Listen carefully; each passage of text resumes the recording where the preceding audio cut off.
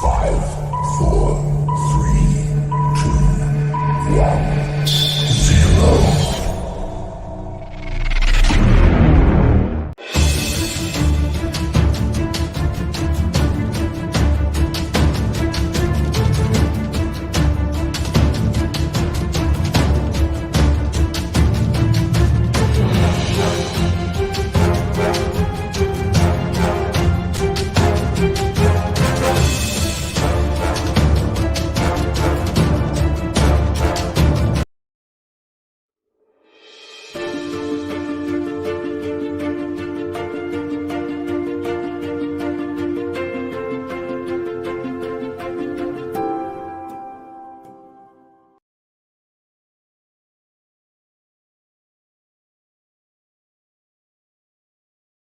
For you. Hi everyone, today I have something special for you. I have Vanitha, who was creating a beautiful show for us just for the Global Empowerment Summit. She's kickstarting a new season of the Raw and Uncut, and I'm really looking forward to this session where she is talking to many of the experts who you see at the Global Empowerment Hub, and also with other experts that she is in connection with, and she wanted to bring them in front of you. But before I play the video that they prepared for me, I would love to tell you a little bit more about the Global Empowerment Summit and what you are looking at and how you can watch it. I got a lot of questions because of how to watch the sessions, how to join workshops. So let's just make everything clear. So normally every morning of during these 5 weeks, I'm trying to send you one email, which is coming from info@changeyourlifesocialize.com. And in that email, you will get the daily programs. You can check it and you will be notified about what's happening, just like this morning. If you already got your free ticket, you got your emails and you can check back. You will also get the 10 must-dos to be onboarded on this summit so that you can take the most out of it. That's the first source. So make sure that you visit the website. Make sure you check the emails from info@changeyourlifesocialize.com. Please check the spam. Sometimes you need to save this email address as a contact, and then you will be able to watch everything and get my informations every single day. Otherwise, I was thinking, why not lead you through how I would search in your place and how I would watch this summit. So let me just add my screen to the stream. Okay. So what I want to show you is basically once you are at the hub, right, which is coming by just clicking on the website, right? This is the website globalempowermenthub.com or whatwomenwantworkshops.com. This is the two domains that we have. So once you are at the website, you have a lot of choices. The first one is just log in as a member, sign up as a member, and then you can be part of the Global Empowerment Hub on a long term. You will get freebies, you will have gifts from the experts, and you can follow a lot of events. You can even become a writer to our blog, and it's a long-term investment if you want to log in as a member, sign up, and then you are there and you will get all the information, even badges. The next step, if you don't want to become a member, but you want a free ticket, of course, you just click on a get a free ticket. And once you click on this one, right, you RSVP, you will receive an email to your email box with all the information and the steps that you need to do. This is a summit that is helping you to become more proactive, helping you to adjust to changes that are coming. So that means you have to learn to start to practice being proactive.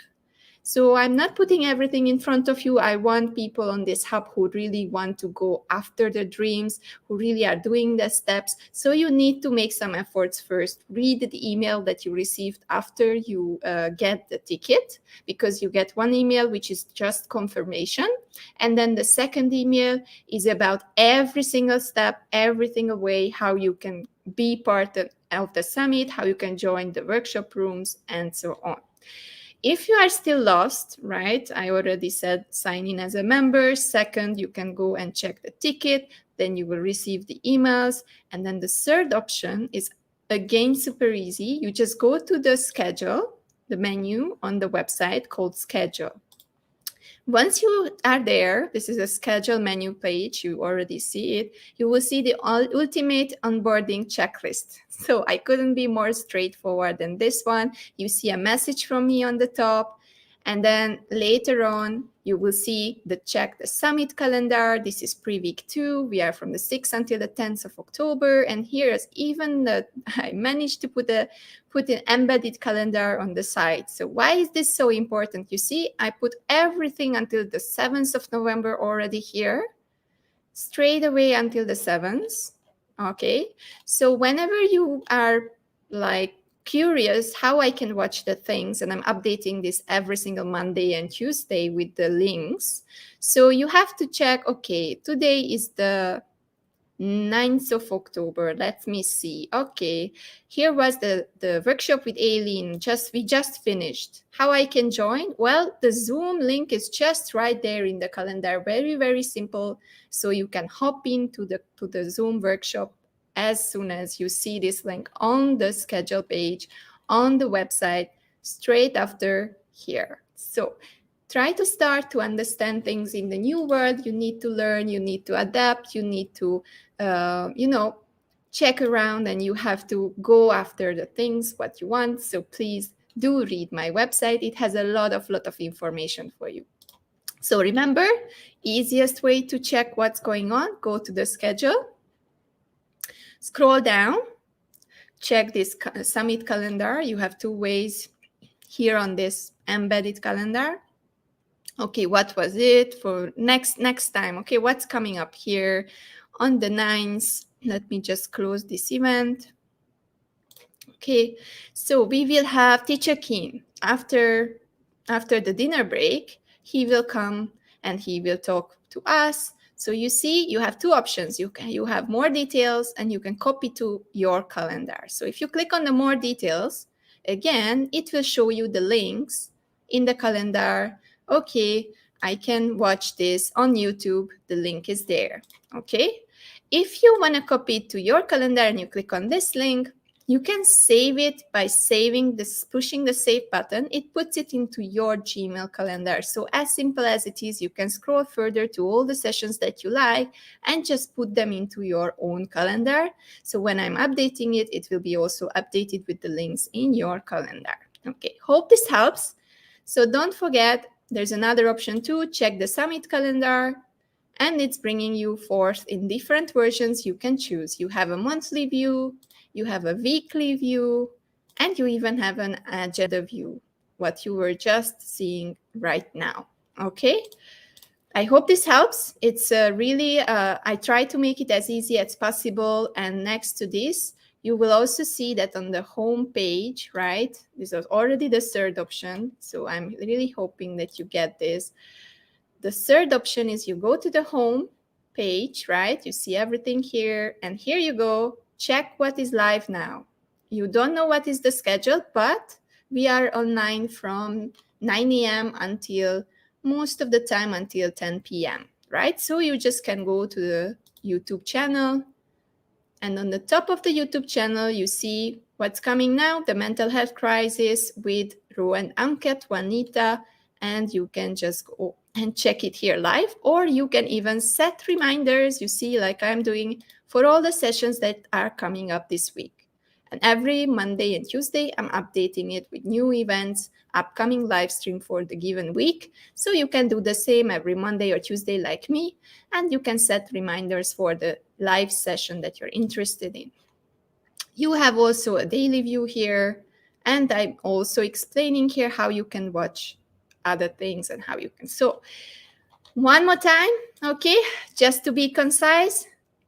First thing, how you can watch the summit is to get the ticket and get the information straight into your email box, and you have all the Zoom links for the workshops, and you have all the links for the YouTube channel, and those are the 2 places where I'm proposing you to watch the summit. And next to it, there are Facebook, and there's anything else, but please just choose 2 that is your favorite. Second option, you can go on the summit page, on the schedule, and then you will find everything here. You can click in the calendar, and you can take out the link, more details, and it will bring you to the calendar event, and you can check where to watch and what's going on. Okay, that's the second option. And about the workshops, you see, I even created a page here, 70 plus free mini workshop. What are the workshops coming up, right? And about the workshops, you can see the recordings here down below about all the sessions. I'm also updating this weekly. But, you know, I also wrote it here. Make sure you are engaging with them and join the conversation during the live shows and in the workshop Zoom rooms. So how can you find the workshop Zoom rooms? You have 3 Zoom rooms at this whole 6 weeks. Let me explain like this. The first workshop room, GES workshop room, is giving you access to all the 70 plus workshops because every workshops are in this room. So you search for the second email that you received after you got your free ticket and the access is there, or you go to the schedule page on the website in the calendar and the Zoom link is there. 2 options, okay? Second Zoom room is the networking party room, which is, for example, tonight, on Saturday, we will go there, we will have fun, we will dance.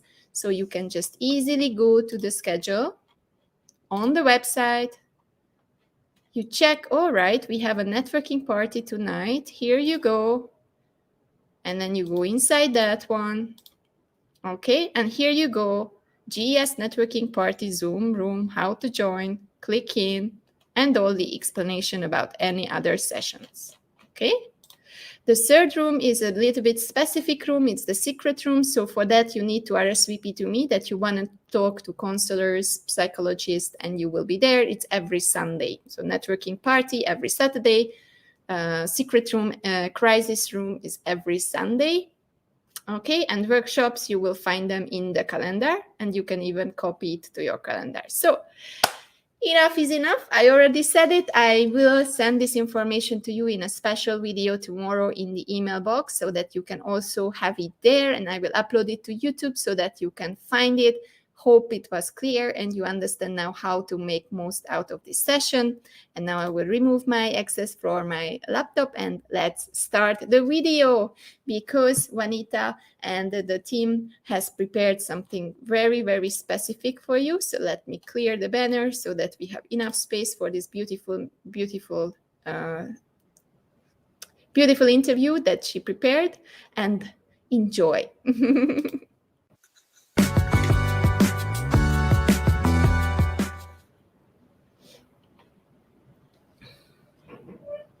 Hi, everyone. Welcome to another season of Rohan Uncut. Now we are on the season 3, and today I have some very, very interesting guests. But before that, Rohan Uncut is all about uncluttering, chewing, and spitting the truth. And we speak to real people with exceptional stories, or exceptional people with real stories. And today I have 3 amazing, exceptional people here who are all part of an amazing summit that we are on, put together by Andrei Zabka. And it is called the Global Empowerment Summit, or GES 2021. It's all about having conversations and bridging the intergenerational gap. So I'm going to go straight into introducing my guests. I have the lovely Nora Abu Hassan, who is an author, writer, motivational speaker, and a social activist. How are you, Nora? I'm good. Thank you. And how are you? I'm very well, thank you. I also have a cute little bubbly person here, Afzan Yas, who's a certified mental health first aider, advocate, influencer, bipolar thriver, and YouTuber. So it's lovely to have you here, Afzan, or Baban, as she's commonly known, or she prefers to be known. Yep. Have you been? Thank you for having me. Pleasure to have you. And finally, of course, we have the amazing Terry Gunny, who is a humanitarian. See, I can't even say it. It's a mouthful, right? He's a humanitarian entrepreneur and TEDx speaker. How are you, Terry? I'm very good. Thank you very much for having me on the show. Today, we are basically talking about an issue that has been, spoken about a lot in the last 18 months since we've been in the pandemic. It's the mental health situation, but I'm calling it a crisis because it really is a crisis right now. And the question I'm asking today is, how can we do better as a present society, the society that we live in and we are amongst? So I'm going to throw the first question to Nora. Nora, how have you coped with, your mental state in the pandemic since it started? Well, okay. Hi. Firstly, thank you to Vanitha for having me on this spectacular show. It's such a privilege, for me to be here with you. Well, my first reaction about on a professional basis, see, I had my books, okay. It started going on to bookstores in October 19, and then the pandemic came, and I thought, oh my God, what am I going to do? Because all my books were in MPH, Kinokuniya, and Borders and all that. And then I started to pivot. What I did was I set aside and then went on a journey of reflection again and said, what am I going to do? My books are in the market. We can't go out, can't have book signing or meet the author. So what I did was I pivoted, okay, and started doing online interviews and even had my own shows and things like that. So I think the best thing for us to do is actually just sit down, put aside all the noises and ask ourselves what's the best way that I can go ahead and do whatever I needed to do? Because I was going like, oh my God, what am I going to do now? Okay. On a personal basis, when the pandemic came, I got, closer to some friends, started picking up the phone and just talking to really good girlfriends that were there to motivate me and inspire me and give, good support. So that's what I did basically during the pandemic. The best way, right? The best. Yeah, We yeah. suddenly find a lot of tools that we never realized we actually, had, or to be able to cope with this. It must be Exactly. very stressful for you, Nora. Even going through that, your books are out, and what am I going to do right now? Right? Exactly. Yeah. I can totally understand. And the other thing, just doing the things that you love. And I started doing dancing and all that, on Facebook, and really didn't bother what people would say. If I wanted to do it, I would just go into a, dance routine with my girlfriends and all that. Just basically just doing what you love and not really bothering about what people have got to say. Yes, and I love your dance videos. Oh my God, keep it coming. I love it. I absolutely love I it. love dancing, man. It makes my day. I've got one Yeah, too. amazing. Yes, absolutely. And Terry, how have you been coping? I know you write a lot. You put a lot of content on your Facebook. The last couple of months, you've been writing a lot of things. Personal experiences and everything. So please tell us, how have you been coping? Well, thank you. Thank you very much for having me. And really, this subject is so timely because I've seen lots of people, even though I'm not a professional, but I have attracted a lot of people into my life who needed help. That's exactly what I've done mostly. And guess what? The first person that started to help to heal is actually not them. It's me. Yes. It's me. And this entire pandemic has actually brought along miracles. The miracles I see is simply because this, as Nora said so rightly, it's time for introspection. And one of the things I've learned is to accept this thing called impermanence. Because at any time, any of us or anyone we love can just go, right? Because there's so much danger out there and all that. And so I felt this is such a push through to understand impermanence. And with that, it meant I would also detach from everything around me. Not that I say I don't love my family or whatever, I do, I love them even more, but there was no fear of me dying or anybody disappearing from my life. And that was one. But the other part of the introspection was also to understand what was it over the last many years. And there's a little backstory. My wife and my little daughter, who's 11, I moved to England. And for 1 year and 2 months, I've never seen them. And that's, I'm sure, across the world. A lot of people are in the same situation. I'm not the only one. But how do you cope with that? How do you cope with a little child growing up in a completely new world and you're not with her? Your wife over there and you're not, you want to touch her, you want to feel her, and you can't. Yes, you got Zoom, but Zoom is exactly what we're doing. We're just talking to each other. Yep. But then you force yourself to rethink how you live your life. And what I found that was so amazing was all these blocks that you may have had in your life unconsciously start to come to the surface. And that's when you start to heal. And to me, this is why this pandemic has really changed my life. And with that learning, I'm able to share it with other people and help them heal as well. I'm very thankful, really, really thankful. Amazing. I mean, I think, the one thing that has, clearly been, the feeling that all of us had, I think it's, or have right now, is to feel thankful, right? I mean, every single day, you hear so many stories of people just dying, the most healthiest of people dying of COVID, or, there's people with depression and, suicides happening around us, so many things, so, so prevalent. And I think the one thing I've learned as well is to be thankful. And Baban, how have you been coping, Baban? I know you are such a vocal advocate of mental health issues. You are, someone who's been through bipolar as well, and you're very open about it. And I love your videos. You're such entertaining videos that you put up. It's so Thank cute. you. So, how have you been coping with it? First, let me start with a little bit of history. I was diagnosed with bipolar disorder in 2019, September 2019. But I have been living with the disorder for almost my entire life, and I didn't know about it. And that was what started me on my advocacy, because I really truly feel that if I had received treatment much earlier, then maybe my circumstances would be different. Not saying that I regret anything that happened in my life, because it brought me to where I am now, but other people should um should be able to get treatment as soon as possible. Now, the pandemic started in early 2020, and that was like right after I was diagnosed, just a few months after I was diagnosed. And the reason I first went to see a psychiatrist, because I was already having suicidal thoughts at that time. Uh, Something major triggered the symptoms in July, and for a couple of months, I just didn't want to meet people. I didn't want to live. I felt life had no meaning. That was what pushed me to seek help. So when the pandemic started, I'm an architect. So my job involves meeting people, meeting clients, other consultants. Um, so when the lockdown happened, I had to stay home, and I'm sure for a lot of people that is that probably would have been something that wouldn't make them happy. But for some reason, because I was going through a phase in my life, and the lockdown actually became a blessing for me, because I didn't have to meet anyone.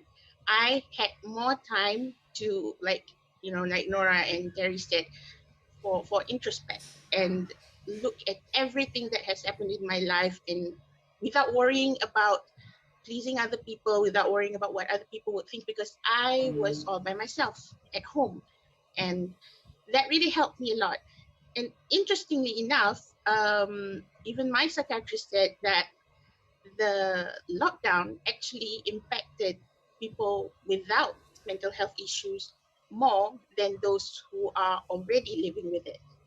Because for us, not having to socialize and not having to interact with others actually helped us recover more, much more easier, I suppose, for lack of a better word. But yeah, it has been very helpful for me, and it also gave me time to really start searching for my life purpose, which I have now found, which is to help others by sharing my stories. And yeah, the pandemic has, in a way, brought out the best in me for some reason. Wow, a blessing, really. I mean, I can still resonate with you, Baban, because for me, because I have been living with, back and forth depression as well. And some of it based on the fact that I've had a physical condition, because I've removed 45% of my thyroid. I had nodules in my thyroid. So, thyroid controls your overall hormones and everything. And I've gone back and forth, back and forth. And I think, you're right. The pandemic really put a perspective on my life too, because I went through a lot of things, a lot of revelations, almost like a wake-up call last year, when right smack, you're there living in the confines of your home. And that's when I actually went and got professional help. I saw a psychologist, and I thought, wow, this is so amazing. This is really what I needed, right? Because this person put everything into perspective for me and gave me the tools that I'm able to now kind of use, especially when, you're in the down days, Yeah. kind of, use that. So Nora, tell us, you have been advocating so many things, you're a social activist, you're an author of a book called Born to Smile. How have you been doing it, now that we are living in a space where we use a lot of technology, we are online. So how have you been continuing to, do the things that you do in terms of your activities? Okay, we are talking about my active social activities, yeah. Yes. What I started to do, I started to have my own talk show, which is Smile with Nora. As you know, my book is Born to Smile and Life, Love and Accepting My Cleft and Palate. For those viewers out there who do not know what cleft and palate is, it's born with a facial difference, I was born with a split in my palate, in my lip, and affecting my nose, and I had to go for about 8 to 10 surgeries from the age of 3 months up to 30 years of age, okay? And transformation took the longest time, 27 years actually. So what I do, because when I did the book, I found out that the people having cleft and palate, a lot of them are still being discriminated, being bullied. Mothers comes and tell me that their children are still being bullied. So as we know that even when you're being bullied, it also can cause mental illness. Tell me, Amza, whether I'm right or wrong, and Vanitha and Terry, you all would, would you agree with me that being brought up with around social stigma, bullying, trauma, discrimination will lead to depression, anxiety, and even mental illness. So what I do is that when I talk on Facebook, I have a strong message about anti-bullying, anti-stigma, and anti-discrimination. Okay, because we all know not all of us are strong enough to get out of it.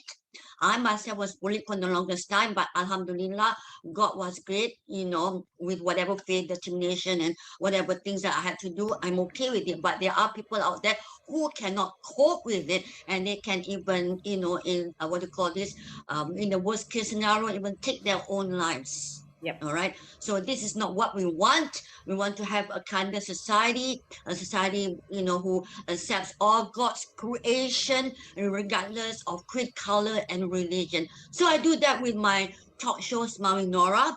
And about 6 months ago, I was approached by Ronald McDonald Home Charities. So what they do is they actually give funding for the children born with cleft and palate from the B40s community. So we are spreading awareness and also raising funds for the organization. Wonderful. In my course of work Wonderful. right now, yes. Wonderful, Nora. That's an amazing thing to do. And you're right. We as a society should be more kinder, Yeah. and empathetic society, because at the end of the day, like you said, it's not just the situation we are living in right now that's causing things. People could have gone through so much of bullying and discrimination to their life, and this just puts another big kind of slap in their face, because now we are confined, and this is the pandemic, and living with it, they may not have the tools or even the support to get through it. Thank you so much for all that you do. It's been amazing. I watch your show, it's fantastic, and keep doing what you're doing. So Afzan, you have been recently appointed as the head of Camellia, campaign for mental illness and inclusivity and awareness, a program that aims to bridge the gap between those living with mental illness and the community at large through awareness, interaction, knowledge sharing, and infotainment. So, congratulations. Thank you. And how do you feel, and what are you going to do? Actually, I'm a bit nervous and scared because this is such a huge responsibility. For the past year or so, I've been doing things on my own, so I don't really have anyone else to answer to. But this is a huge responsibility for me because it's it's an organization under Yayasan Zuriat Care, and Camellia is one of the programs run by Yayasan Zuriat Care. We focus on bridging the gap between people who are living with mental illness and the community, because we believe that one of the reasons that mental health issues are not openly being talked about is because the community doesn't really understand what mental illness, what causes mental illness, what what can be done, what kind of treatments there are, because there are a lot of misunderstandings and misconceptions about mental illness. I faced it myself. I can function as relatively normal as possible, but a lot of people were very worried when they heard that I was diagnosed with bipolar disorder, because they thought I just got it right then in 2019. They didn't understand that I've been living with it my entire life, and have been functioning quite well in life. So yeah, that is our biggest mission now, is to get both sides, people with mental disorders and the community, to truly understand each other, and remove the stigma against people with mental Absolutely. illness. Because I guess it's so, because I'm sure you would agree with me, all of you would agree with me, that the reason why people don't understand mental health illness is because it's not something you can see. If you're physically ill, you can see, there's a cut, the pain, or whatever, you can actually see it, right? Or you can be diagnosed, or you can do different things. But mental health illness, how are you going to actually kind of see that? Or it's not going to pop up on a scan or an X-ray or something, right? Because it's something that's and a lot of people go through so much trauma through their lives, and they don't even realize, sometimes they're going through with it, and the kind of help that's available already right now. Yes. So what does Camellia do? What are you planning to do with Camellia? What will be your first thing now that you're appointed head? What is one of the first missions for you? Well, we are going to gather. A huge database on, to have a list or a record of people living with mental illness. Because I think in our culture, our society, keeping records is not really our forte. Writing and reading is not really our forte. So I think database is important. So I don't think anyone is going to put up their hand and say, "Hi, I'm living with mental health illness." Exactly. Our society, it's so much taboo to it. So much taboo to it. So yeah. So the first step would be, I guess, to gather the database, and then encourage people living with mental illness to speak out, share their stories. My first thought was to collect all these stories and turn it into maybe a book of short stories. They don't have to reveal who they are. They don't have to use their real names, but at least the stories will be authentic. It will be real, and it will be relatable, because these are stories of the regular Joe or G. You, me, and the rest of us here today. Yes. Because we represent, the average person, right? And telling our own stories. So Terry, tell us how or what have you been doing? You are, you're someone who is a coach. You go out there, you speak. How have you put mental health illness or anything that's related to it in the forefront? Thank you very much. By the way, you guys, your sharing is just amazing. And at some point, I would love to connect with you guys again as well, and talk about what we can do together. I think there's so much we can do together, all of us. Definitely. So back to that question. Yeah, so for those of you who don't know, I actually started the foundation several years ago.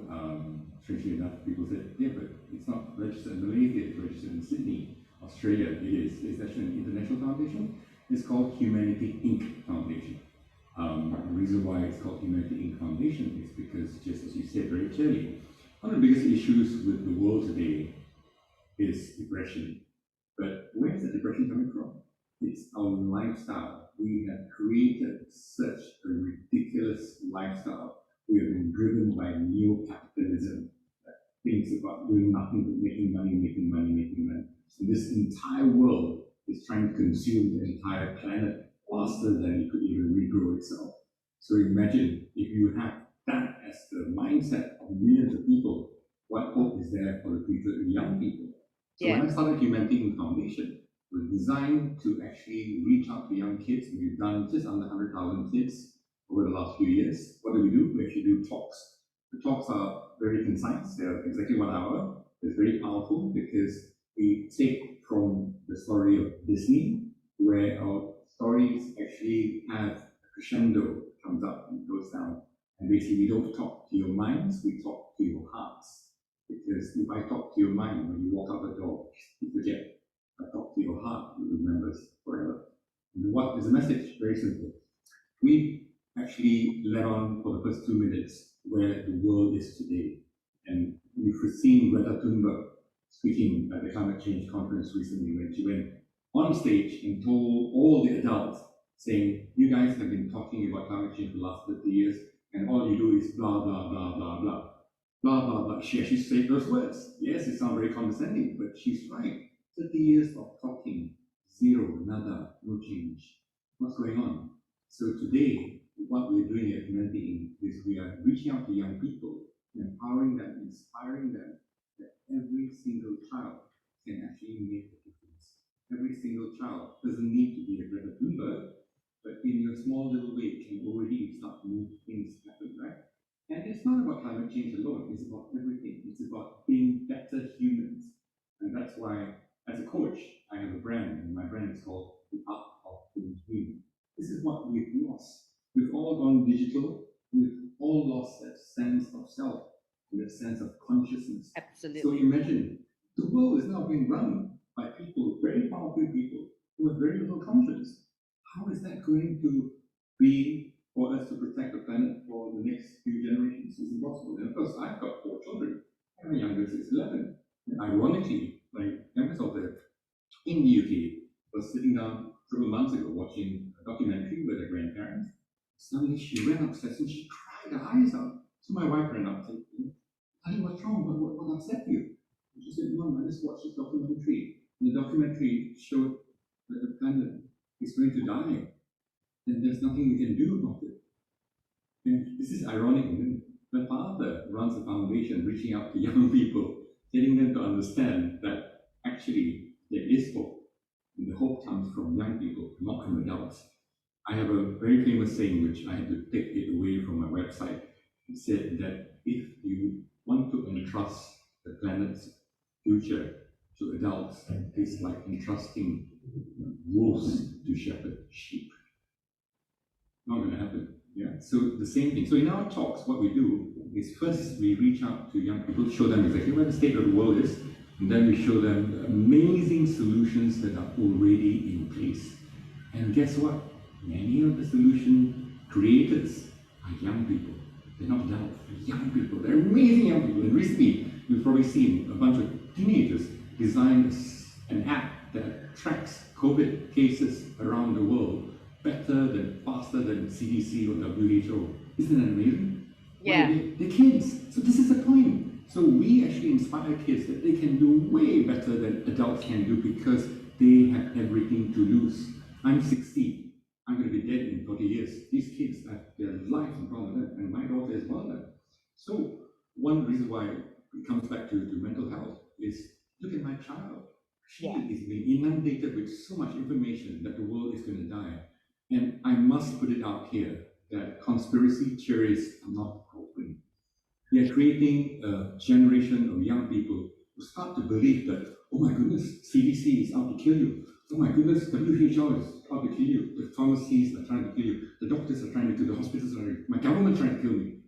What kind of life is that? It's insane. Why do you think mental health issues with young people, self-harm, suicides, is on the rise? It's not just a pandemic. It's everything. And information is one of the worst because algorithms, the moment you start scrolling something to do with, conspiracy theories, it just inundates you with everything and makes you believe it's real.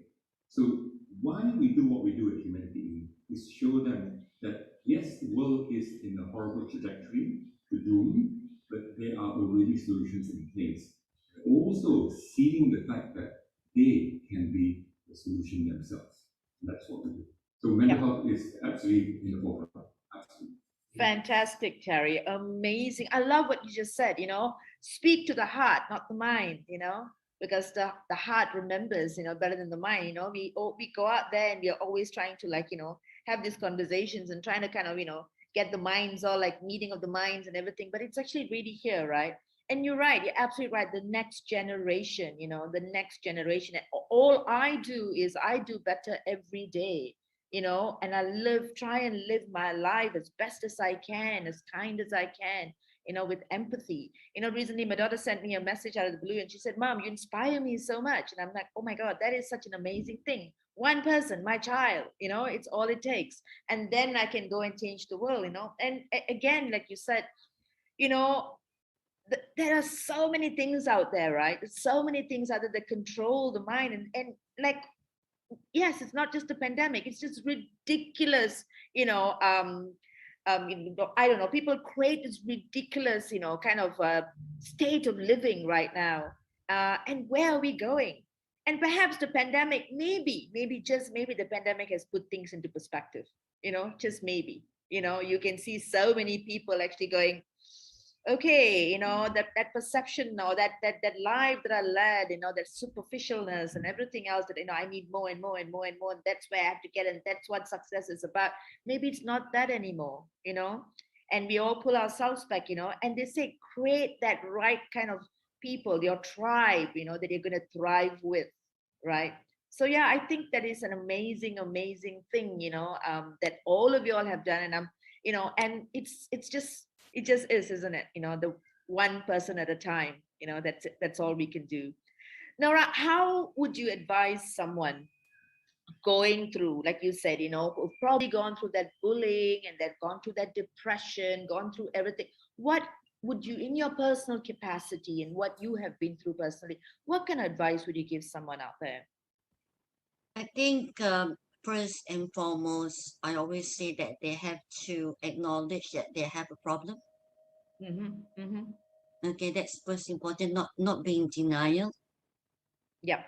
Because if people were to, my Born to Smile, I searched for a journey of self-acceptance and self-love because I was in denial, Mm. for a very longest time, and it affected my relationship with my kids. And people ask me, why did I do the book? And why did I? Because I wanted to tell people that, hey, you know what? Don't live in denial. If you have a problem, just say, hey, you know what? I have a problem. Yes, I did have a problem. Okay. Hence the birth of Born to Smile. And I think it's important for you to also have a very good friend, for you to have a confidante, so to speak, because you need to, somebody that you can really trust and pour out your, grievances and whatever that's going on into your head. Okay. Somebody that really can give you good advice. That's important, because if you talk to the wrong person, Yeah, it's all out there. Yeah, habislah that's true. satu Malaysia akan tahu kan. Okay. Memang. Betul. Okay. Good friend that you can really, really trust. And I also said in the book that, hey, you know what? If you need to seek external help, do it. Yep. There's nothing wrong in seeking and going to see a therapist, psychiatrist, whatever you name it, to improve yourself, because, hey, I need help. It's okay. It is okay not to be okay. And it's okay to go and look for that help. Yep. Nothing wrong with that, babe. Nothing wrong with that. Absolutely. Thank you so much, Nora. And the first thing is acceptance, right? To accept and to tell yourself that, wait, I have a problem. I need help. In any situation as well, we say, oh, look, addicts, you need to get back. But then there's all these other things as well. It's not just that, it's everything else. Like I said again, whatever we go through, if we take stock of what we're going through and we accept it, and then everything just gets easier after that, right? Thank you so much, Nara. It's been amazing. And Terry, what would your advice be?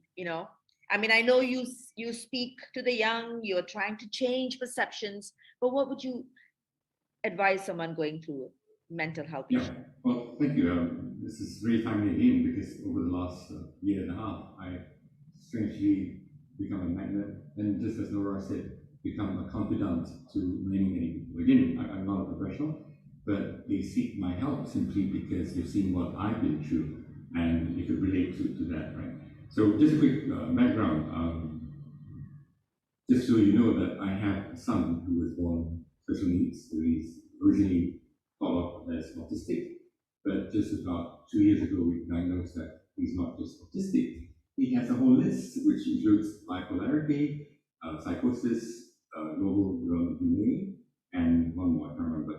So with this whole list of different things, He has been a nightmare to live with.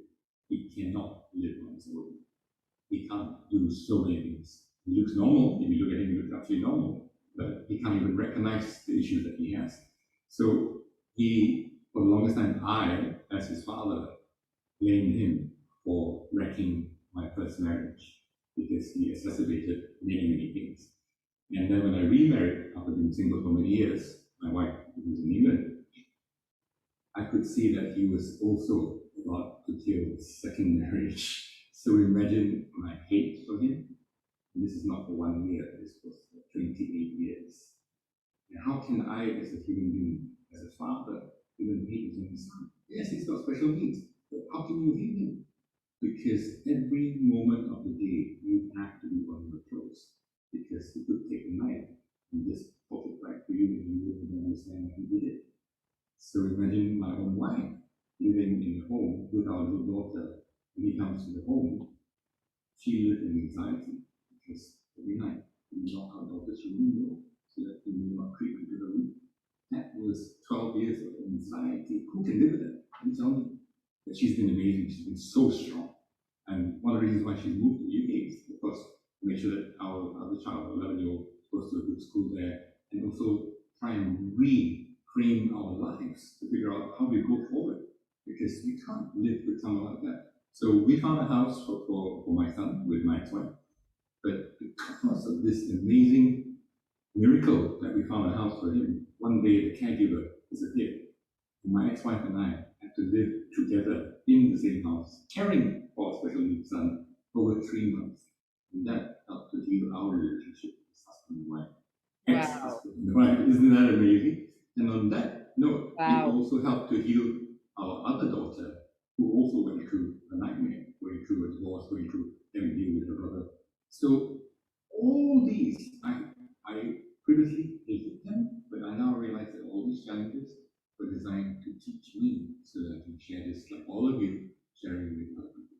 So, long story short, what has happened is with this, I could understand that it is very important to, as Nora said, accept.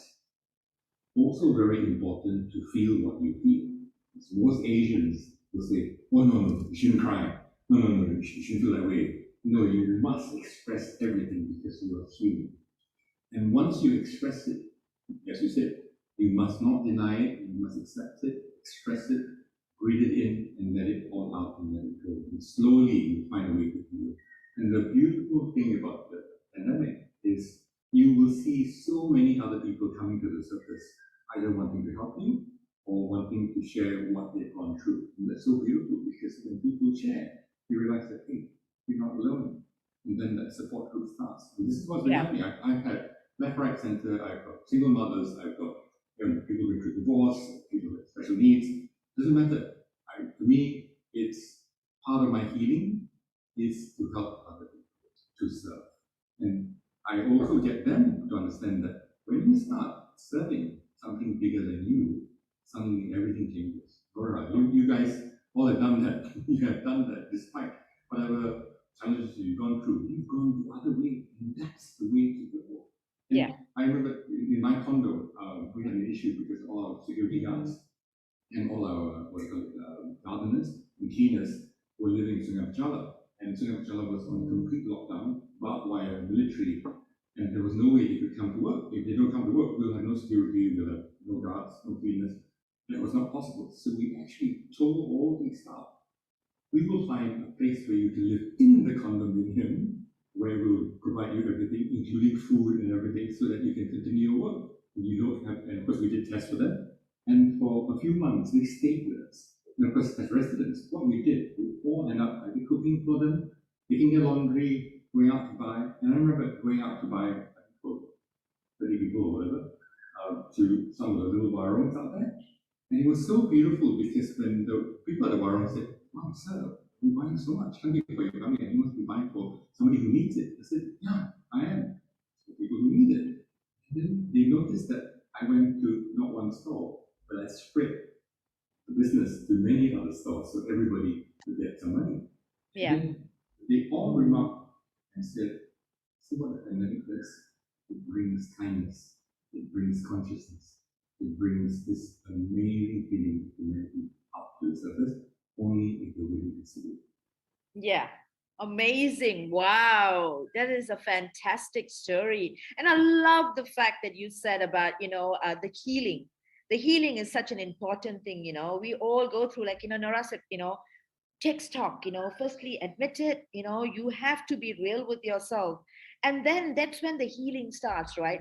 Even before that, you can't just, go out there and think, you're going to heal overnight, because, we've taken on so much in our lives, some of us has taken on things as young as probably a year old or 2 years old, the trauma we've taken on, we take on so many people's trauma, the families and everything. So the first thing is to just take stock of the fact that if you have a problem, you have a problem. If there's a mental issue problem, then that's a mental issue problem.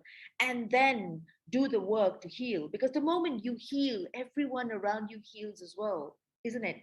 I always feel that the first thing you do is for yourself, and the moment you do that, everything just falls into place. So Baban, how have I know you've taken on this position as the head of Camellia, but what and how would you advise someone going through what you have gone through? Recently, I was interviewed by a youth organization, and they asked me, what advice would you give your younger self? So I am going to answer this with the same answer that I gave them, is to hell with everybody else. I know it sounds crazy and it sounds harsh, but really the best thing, and actually the most unselfish thing you can do for the community, is to look after yourself.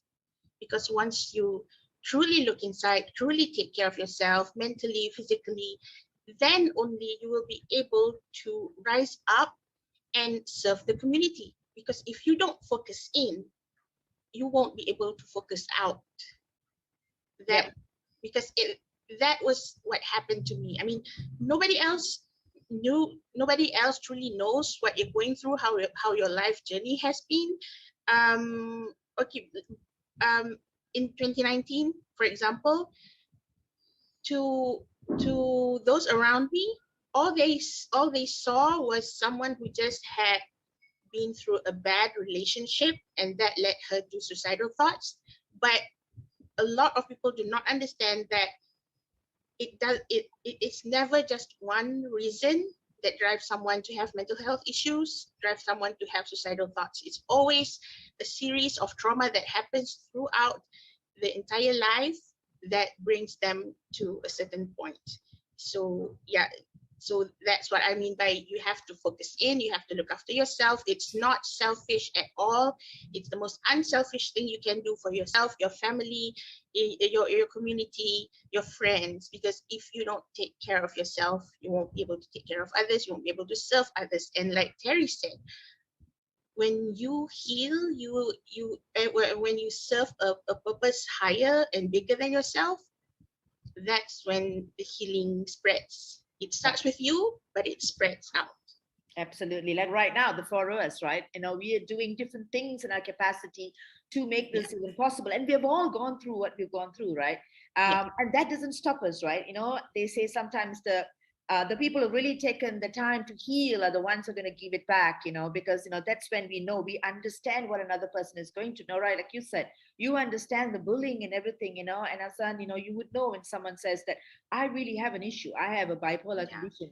You understand. And Terry as well, going through the situation, like you just said, of your special needs child, it's overwhelming, I'm sure. But yet, when someone else comes to you and tells you that story, you are going to be empathetic and sympathetic in so many ways, because that's how you feel, because these are real stories, right? So I'm going to end this, but I would if like I may add, sorry, if I may add, I think that is what the pandemic and the lockdown does to us as a whole. It forced us to face our own demons, to face the issues that we never really wanted to face in the first place. That's the beauty of it. Absolutely. I so agree with you. That is the word, facing our demons. And yes, I think that's the most amazing thing. That's why I said, perhaps the pandemic really is a blessing in disguise, for loads of us, And so I'm going to end this, but I would like you to, end this, Nora, would you like to say something to our viewers?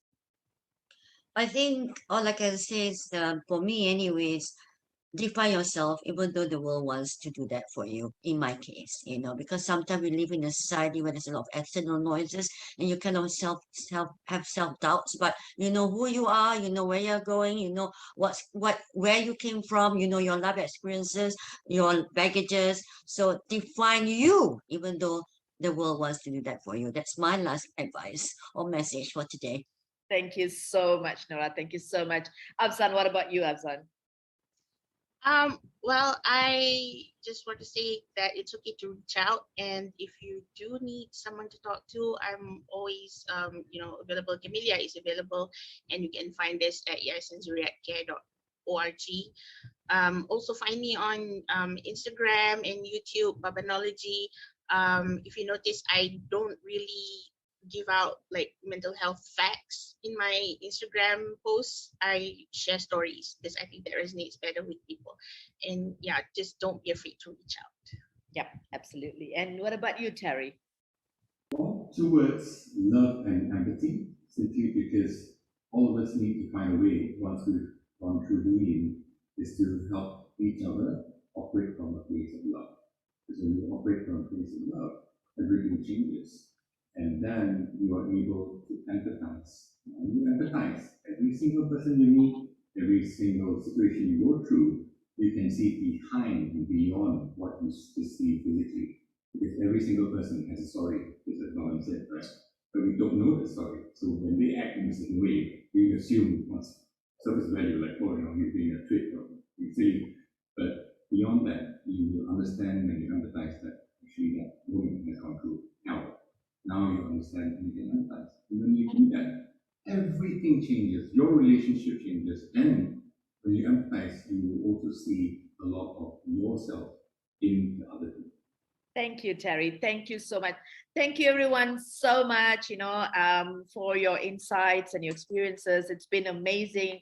Well, I hope the 4 of us can make more changes, even if this goes out and we make a change to one person, I think that will already be, such a highlight.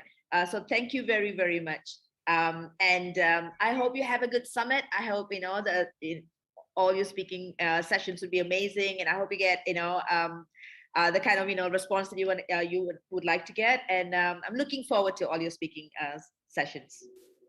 Thank you, Thank you. Vanitha. Thank you for having us. Thank you so Yeah. much. Thank you so much. And keep rocking. Keep Thank inspiring us. you. You're doing a great job. Thank you. Lovely meeting all of you as well. Thank you. Yes, all of you.